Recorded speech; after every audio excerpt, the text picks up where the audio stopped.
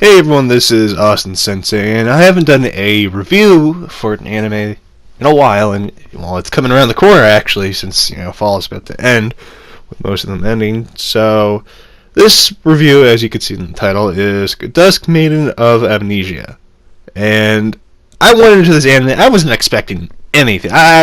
Truthfully, I was expecting it to be pretty boring and bad, because most animes that have the scary tag or horror tag, you're just like, oh, this is supposed to be scary?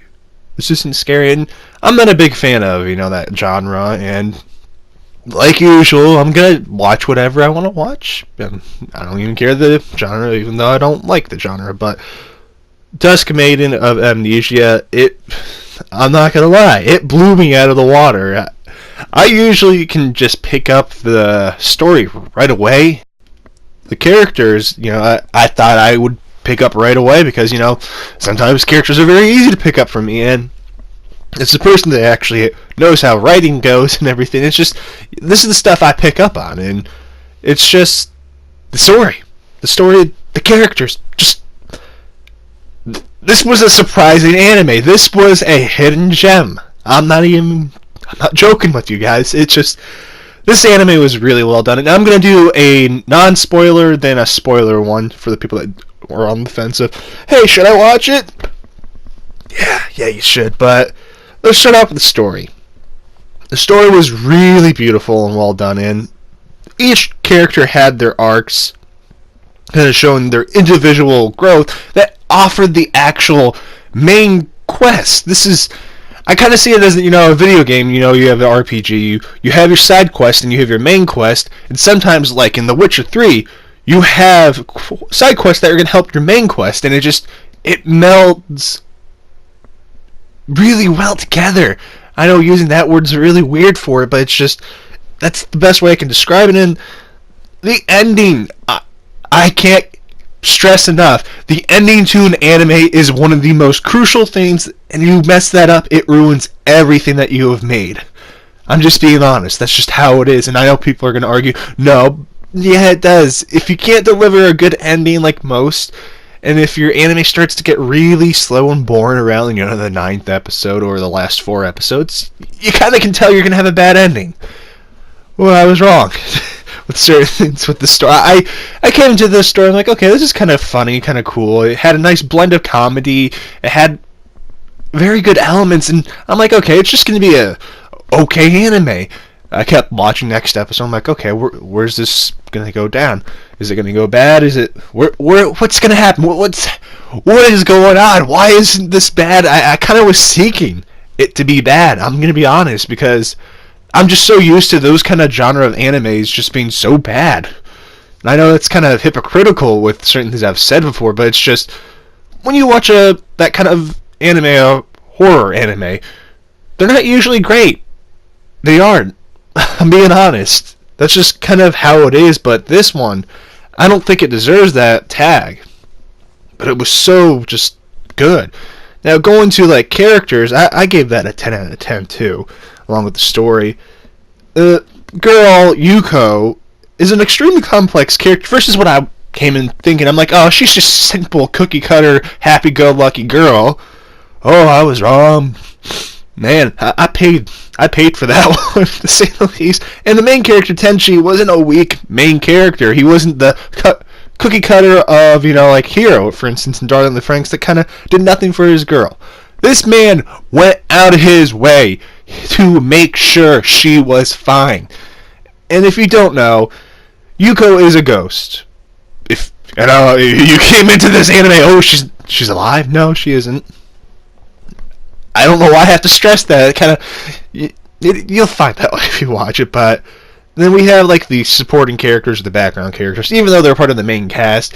Kide and Momia, or Moma, I don't know how to pronounce her name, but as support, they had a lot of benefit to the main focus, I'm going to be honest, and they showed growth of themselves, and it just, seeing that Tenchi kind of used a lot of the stuff that he learned from those girls to help him in the long run, and how the background girls actually helped Yuko kind of connect herself, and it all just fit well. It melded very well, to say the least, and the characters were spectacular. They were unique. They had their own personality instead of the, yeah, I like cookies, yeah, I like trains. Yeah, we have too many of those in anime. But going to the action, this isn't an action anime, so I can't really score that. And anything, I'm using the rubric actually at the end of this video. You'll see next to before we get to the end card. But yeah, now the animation. I'm just gonna say, for 2012, this animation is just out of its league. It's ahead of its time. It's just so spectacular. It's beautiful, and just the contrast with the colors is it's amazing. How they animated like a deep fear projected on Yuko, and how people saw her. It works so well, and you had those scenes that kind of just went, basic, and you saw blood, and the blood was black, and it looked like someone was painting at points, and it was beautiful. Then we have the sweet, moments that were full of light. They portrayed these scenes so well, honestly, and I have to say, this anime, the whole animation in the anime is just so beautiful, honestly. But going to, the opening and closing, they were amazing. Now, the soundtrack, I love. I listen to it every day now. I'm not going to even joke with you, but yeah. So let's get to the spoiler part. I'm going to give you a couple seconds to click away. You should be clicking away right now. So let's go to the story now. This is the spoilers, obviously, with the characters in story and all that. What happened? Now, I'm going to talk about the ending and the build up to the ending. Yuko, holy, I want to swear, but YouTube says no. She had one of the roughest backgrounds I've seen in a while, and I know, yes, Lucy had pretty bad stuff happen to her. Yes, we have, Shizu from Slime, but seeing what happened to Yuko and how sweet she was, and just when she was basically, because of this whole thing back in the day where the village was getting sick, this girl got sick, and she called out to have basically Yuko become the human sacrifice to the gods to please them, and thrown down, and seeing her go from super happy, like I'm happy it's me, it's not her, then to I hate her. Seeing that contrast and seeing that realism is just spectacular. And seeing this individual battle inside of Yuko, basically this entire anime that we didn't even realize it was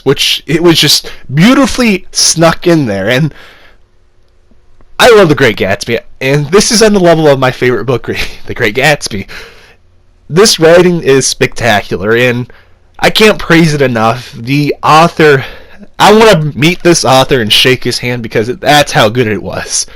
I know people hate on this anime, but most people, if you haven't picked up in the anime, they accept pretty much BS at this point. But just having that as her background and building up to that, especially her refusing to know her background because she's afraid of what could happen, I like it. And having Yuko kind of represent the fears of other people at one point kind of makes sense, and to see it plays a part of why everything happened, and it was well done.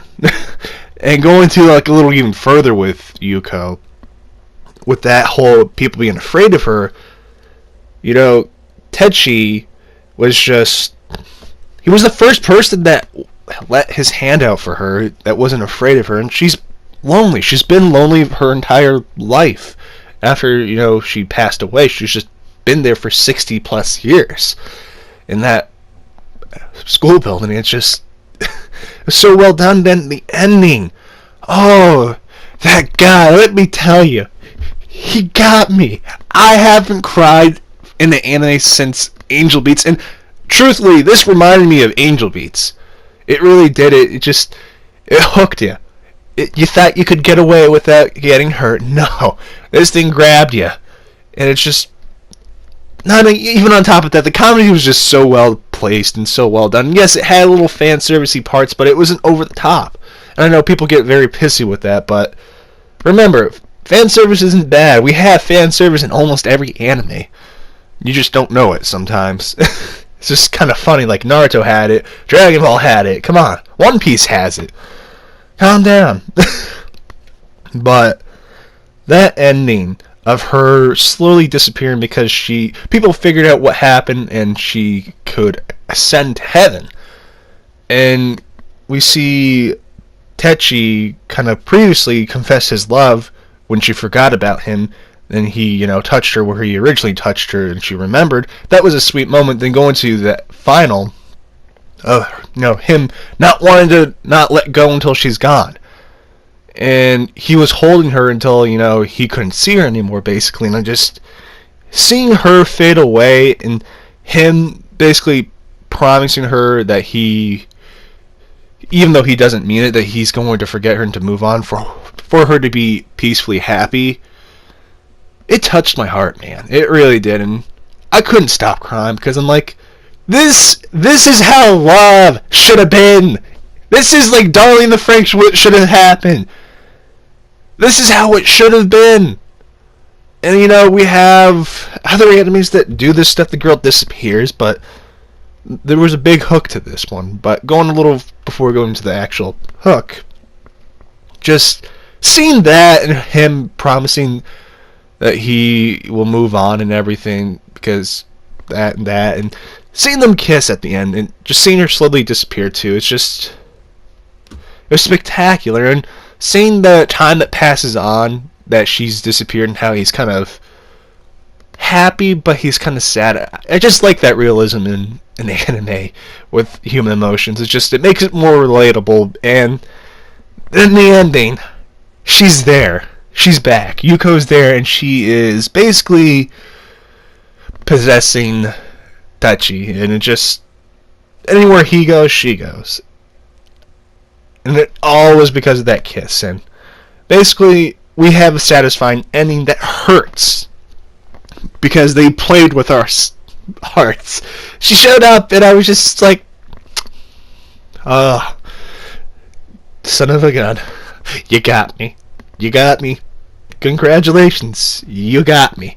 You surprised this person here that usually can tell what's going to happen. Just spectacular. That's the only thing I can say about this entire anime. Is just it was so well done, and people sleep on it, and people, yes, are going to make fun of it because it has fan service. That's just how it is. And I know this is subject to my opinion. I don't think my opinion's above others, but a lot of people sometimes agree with my opinion with animes, and just this is one of those animes. If you have not watched, drop whatever you're watching, watch it right now. It is 12 episodes, and you're not going to regret it. But anyways, guys, have you watched this yet? Have you? If you did, what did you think? I thought it was pretty good. But anyways, guys, this is Austin-Sensei signing out. Peace.